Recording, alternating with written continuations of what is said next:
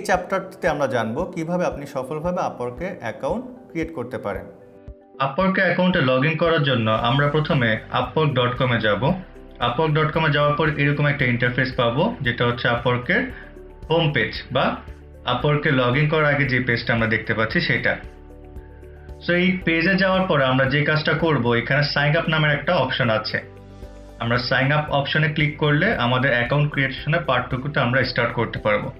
আর যাদের account create থাকবে তাদেরটা জাস্ট লগ ইন করে নিলেই হয়।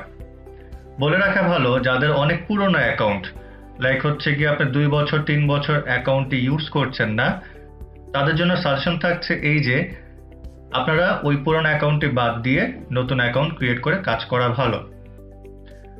যদি আপনি পুরনো অ্যাকাউন্টটা ইউজ না করে থাকেন, সবচেয়ে ভালো হবে আপনি যদি আপনার পিসিতে উইন্ডোজ দিয়ে নেন, তাহলে সেক্ষেত্রে ওই যে আগের যে অ্যাকাউন্টটা ছিল সেই অ্যাকাউন্টের যে ম্যাক অ্যাড্রেসটা ছিল সেই অ্যাড্রেসটা আর নতুন যখন আপনি অ্যাকাউন্ট ক্রিয়েট করবেন সেটাতে ঝামেলা করবে না।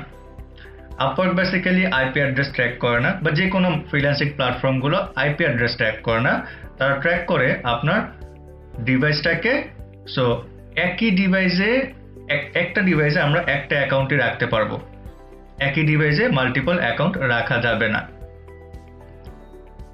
আইপি ভিন্ন হলে সমস্যা নাই, বাট ডিভাইসটা হচ্ছে গিয়ে মেন। আপনার যদি একটা ডিভাইসে 2টা অ্যাকাউন্ট থাকে সেক্ষেত্রে আপওয়ার্ক কিন্তু আপনার অ্যাকাউন্টটা ডিঅ্যাক্টিভ করে দিবে বা সাসপেন্ড করে দিবে। সো আমরা যেন একটা পিসিতে একটা অ্যাকাউন্টই রাখি। অবশ্যই এটা খেয়াল রাখবেন, আপওয়ার্ক আপনাকে 10টা ক্যাটাগরি নিয়ে কাজ করার সুযোগ দিচ্ছে, মাল্টিপল ক্যাটাগরি নিয়ে। সো সেই ক্ষেত্রে আপনি একটা পিসিতে একটা অ্যাকাউন্ট রাখলেই হয়, আর কোনো ঝামেলা থাকবে না যদি একটা অ্যাকাউন্ট থাকে। সো আমরা প্রথমে সাইন আপ অপশনে ক্লিক করব। ক্লিক করার পরে আমাদেরকে 2টা অপশন উপরে দেখতে পাচ্ছি, যেটা হচ্ছে continue with Google, continue with Apple. আমরা কন্টিনিউ উইথ গুগল ইউজ করব না বা কন্টিনিউ উইথ অ্যাপেল ইউজ করব না, কারণ কন্টিনিউ উইথ গুগল অথবা কন্টিনিউ উইথ অ্যাপেল যদি আপনি ইউজ করেন সেক্ষেত্রে আপনার গুগলের সঙ্গে আপনার আপওয়ার্কে অ্যাকাউন্টটা লিঙ্ক হয়ে যাবে।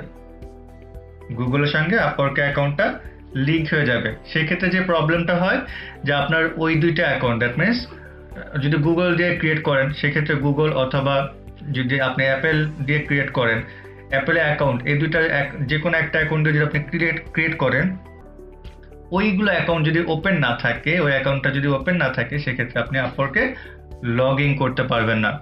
সো বেস্ট সাজেশন হচ্ছে ম্যানুয়ালি সবকিছু ক্রিয়েট করা।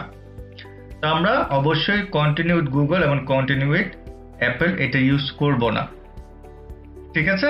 আমরা ইমেল অ্যাড্রেস ইউজ করব, অবশ্যই আমরা ইমেল অ্যাড্রেস ইউজ করব। সো ইমেল অ্যাড্রেস ইউজ করলে যে আপনি ম্যানুয়ালি সবকিছু ক্রিয়েট করতে পারবেন এবং ম্যানুয়ালি সবকিছু ইনপুট করতে পারবেন। সো আমরা এখানে আমাদের ইমেল অ্যাড্রেসটা প্রোভাইড করব। আমরা ফাইবার, আপওয়ার্ক বা অন্যান্য ফ্রিল্যান্সিং মার্কেট প্লেসে যে ইমেল অ্যাড্রেস দিয়ে আসছে সেই ইমেল অ্যাড্রেস ইউজ করব কিনা, করা যাবে, কোনো সমস্যা নেই, কারণ মার্কেট প্লেস ভিন্ন। তবে একটা ইমেল অ্যাড্রেস আপনি যদি অ্যাকাউন্ট ক্রিয়েট করার সময়, ধরেন আপওয়ার্কে একটা অ্যাকাউন্ট ক্রিয়েট করার সময় আপনি দিয়ে রাখলেন, সেই ইমেল অ্যাড্রেসটা কিন্তু আর ইউজ করতে পারবেন না। যেটা অলরেডি ইউজড হয়ে গেছে সেটা ইমেল অ্যাড্রেস আর ইউজ করতে পারবেন না আপওয়ার্ক অ্যাকাউন্ট ক্রিয়েট করার সময়। আপনাকে নতুন ইমেল অ্যাড্রেস প্রোভাইড করতে হবে। বাট আপনার যদি অ্যাকাউন্ট ক্রিয়েট করা না থাকে, পূর্ববর্তী আপওয়ার্কে কোনো অ্যাকাউন্ট ক্রিয়েট করা না থাকে, সেক্ষেত্রে আপনি ওই ইমেল অ্যাড্রেসটা ইউজ করতে পারবেন। এবং ইমেল অ্যাড্রেস ইউজ করার সময় খেয়াল রাখবেন যে ইমেল অ্যাড্রেসটা আপনি দিচ্ছেন সেই ইমেল অ্যাড্রেস যেন সবসময় আপনি ইউজ করেন, বা ওইটাতে যেন সবসময় আপনি লগ ইন থাকেন, কারণ যে কোনো সময় আপওয়ার্ক আপনাকে নোটিফাই করতে পারে সেই ইমেল অ্যাড্রেসে। সেই ইমেল অ্যাড্রেসগুলোতে বিভিন্ন ধরনের অফার পাঠাবে, অফার ইমেল পাঠাবে, কোনো প্রবলেম হলে আপনাকে নক দিবে। সো সেই ক্ষেত্রে আপনার যে ইমেল অ্যাড্রেসটা এখানে ইনপুট করবেন সেই ইমেল অ্যাড্রেসটা যেন আপনি ইউজ করতেছেন এরকম ইমেল অ্যাড্রেস দেন। তো ইমেল অ্যাড্রেস দেওয়ার পর আমরা কন্টিনিউ উইথ ইমেল দিব। তো কন্টিনিউ উইথ ইমেল দেওয়ার পর আমাদের এরকম একটা অপশন দিবে যেখানে আমাদের first name, last name, password দিতে বলবে। তো ফার্স্ট নেম, লাস্ট নেম যেটা আমরা ইউজ করব আমাদের এনআইডি কার্ড, পাসপোর্ট অনুযায়ী, অথবা আমরা ড্রাইভিং লাইসেন্স দিয়েও ড্রাইভিং লাইসেন্সের আইডেন্টিটি ইউজ করে কিন্তু আমরা অ্যাকাউন্ট ক্রিয়েট করতে পারি। আপনার এনআইডি কার্ড বা পাসপোর্ট অথবা ড্রাইভিং লাইসেন্সের ডকুমেন্টস তারা আগেই চাবে না, এই ডকুমেন্টসগুলো তারা পরে চেয়ে নেবে। সো খেয়াল রাখবেন এই জায়গাটাতে আপনি যে ডকুমেন্টস পরবর্তীতে ভ্যালিডেশন করবেন, যে ডকুমেন্টস দিয়ে, সেই ডকুমেন্টসে যেভাবে নামটা দেওয়া আছে সেইভাবেই যেন ফার্স্ট নেম লাস্ট নেমটা এখানে বসে। কারো যদি এনআইডি কার্ড না থাকে সে পাসপোর্ট দিয়ে করতে পারবে, কারো যদি পাসপোর্ট না থাকে ড্রাইভিং লাইসেন্স দিয়ে করতে পারবে। কেউ যদি এরকম হয় যে এনআইডি কার্ডের জন্য ফর্ম পূরণ করেছে, তাকে একটা স্লিপ দিয়েছে, আপনি কাইন্ডলি আপনার নিকটস্থ যেই ভোটার আইডি কার্ড কেন্দ্র আছে সেইখানে বা নির্বাচনী কেন্দ্রে গেলে আপনাকে একটা প্লাস্টিক আইডি কার্ড দিয়ে দিবে, যেটা দিয়ে আপনি আপওয়ার্কে অ্যাকাউন্ট ক্রিয়েট করতে পারবেন। যাদের একেবারে এনআইডি কার্ড নাই তাদের উদ্দেশ্যে বলবো যে আপনারা আপনাদের প্যারেন্টসের বা আপনাদের হাজব্যান্ড অথবা ওয়াইফের আইডি কার্ড ইউজ করে অ্যাকাউন্ট ক্রিয়েট করতে পারবেন, তবে সেক্ষেত্রে সম্পূর্ণ ডকুমেন্টস যেন তারই থাকে, আপনার কোনো ডকুমেন্টস যেন মিক্স আপ না হয়, এটা খেয়াল রাখবেন।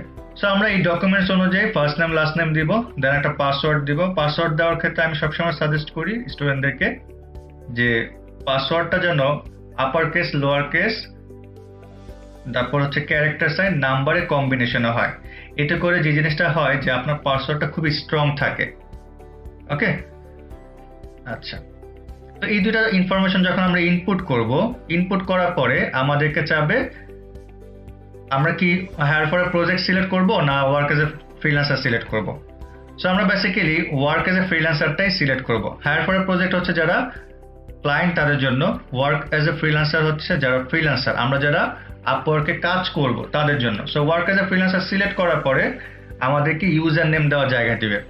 অনেকে কোশ্চেন থাকে ইউজার নেমটা আসলে কি হইতে পারে বা কিভাবে ইউজার নেমটা দিব। মনে রাখবেন এই ইউজার নেমটা সবসময় আপনার ইউনিক একটা ইউজার নেম দেওয়াটাই বেস্ট, এবং এই ইউজার নেমটা আপওয়ার্কে লগইন এর সময় এই ইউজার নেম মাস্ট বি কাজে লাগবে এবং এই ইউজার নেম ভুললে চলবে না। সো ইউজার নেম এমন একটা চুজ করবেন যেটা হচ্ছে ইউনিক হয়, যেন আপনি আপনার নামের অর্থ দিয়েও বা আপনি আপনার নাম দিয়েও কিন্তু ইউজার নেম ক্রিয়েট করতে পারেন। সো ইউজার নেম আপনার পছন্দ মতো, আপনি চাইলে ফাইবার বা অন্যান্য মার্কেট প্লেসে, যেই ফ্রিল্যান্সিং মার্কেট প্লেসে যদি আপনি কোনো ইউজার নেম ইউজ করে থাকেন সেটা দিতে চান দিতে পারেন, কোনো সমস্যা নেই। ওকে, জাস্ট মনে রাখবেন যে ইউজার নেমটা কি দিচ্ছেন, যেটা আপনার লগ ইন করার সময় কাজে লাগবে। তো ইউজার নেম দেওয়ার পর আমরা দুইটা টিক মার্ক দিব। এখানে দুইটা টিক মার্ক দিলে দেওয়ার পর আমরা যদি ক্রিয়েট মাই অ্যাকাউন্ট দিই তাহলে আমাদের একটা ভেরিফাই মেল যাবে, যেই ইমেল অ্যাড্রেসটা আমরা প্রথমে দিয়ে এসেছিলাম। কোথায়?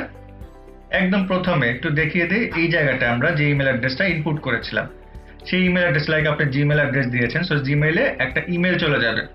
তো জিমেইলে লগ ইন করার পরে আপনি এরকম একটা মেল পাবেন যেটা হচ্ছে ডু নট রিপ্লাই @upwork নামে, ভেরিফাই ইওর ইমেল অ্যাড্রেস। এই ইমেলটাকে যখন আমরা ওপেন করব তখন আমাদেরকে ভেরিফাই মেইল নামের একটা বাটন দিচ্ছে। এখানে লেখা আছে verify your email address to complete registration. That means আপনি যে রেজিস্ট্রেশন করছেন সেই রেজিস্ট্রেশনটাকে ফুলফিল করার জন্য আপনার ইমেল অ্যাড্রেসটাকে ভেরিফাই করতে হবে। অবশ্যই তারা একটা ওয়েলকাম মেসেজ দেয়, thanks for your interesting in joining Upwork, to complete your registration we need you to verify your email address.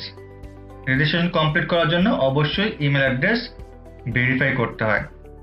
তো ইমেল অ্যাড্রেস ভেরিফাই করার জন্য আমরা এই বাটনে ক্লিক করব। এই বাটনে ক্লিক করার পরে আমাদের অপশন দিচ্ছে যে ভেরিফিকেশন কমপ্লিট, দ্যাট মিনস আপনার ইমেল অ্যাড্রেস ভেরিফাই হয়ে গিয়েছে। এই যে প্রসেসটুকু যতটুকু আমরা করলাম এটা আমাদের রেজিস্ট্রেশনের পার্ট ছিল, মানে আপওয়ার্কে জাস্ট একটা অ্যাকাউন্ট রেজিস্টার করলাম। এর পরবর্তীতে আমাদের আপওয়ার্কে অ্যাকাউন্টটাকে ফিল আপ করতে হবে, আমাদের ফর্ম ফিল আপের মতো পুরো অ্যাকাউন্টটা আমাদের ডিটেলস দিয়ে ফিল আপ করতে হবে। তো আমরা এন্ড অফ পার্ট 1, আমরা পার্ট 1 শেষ করেছি। যদি কোনো কনফিউশন থাকে আবার ভিডিওটার রিপিটেশন দেখে নেন।